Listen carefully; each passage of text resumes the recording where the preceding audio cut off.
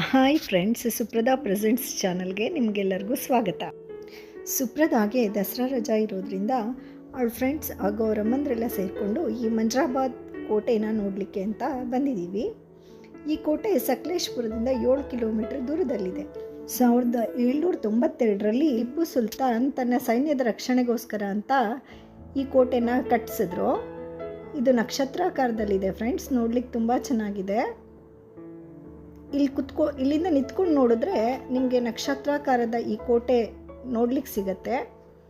ಮಕ್ಕಳೆಲ್ಲ ತುಂಬ ಎಂಜಾಯ್ ಮಾಡಿದ್ರು ಇಲ್ಲಿ ಕುತ್ಕೊಂಡು ಆ ಶೇಪನ್ನು ನೋಡಿ. ಈ ಕೋಟೆ ಸಮುದ್ರ ಮಟ್ಟದಿಂದ ತುಂಬ ಎತ್ತರದಲ್ಲಿದೆ. ಸೊ ಆಲ್ಮೋಸ್ಟ್ ಇಲ್ಲಿ ಮಂಜಿನಿಂದ ಕವಿದುಕೊಂಡಿರುತ್ತೆ. ಹಾಗಾಗಿ ಈ ಕೋಟೆಗೆ ಮಂಜ್ರಾಬಾದ್ ಕೋಟೆ ಅಂತ ಹೆಸರಿಟ್ಟಿದ್ದಾರೆ. ಫ್ರೆಂಡ್ಸ್, ನೀವು ಹಾಸನ ಜಿಲ್ಲೆ ಕಡೆ ಯಾವಾಗಾದರೂ ಬಂದರೆ ತಪ್ಪದೇ ಈ ಕೋಟೆಗೊಮ್ಮೆ ಭೇಟಿ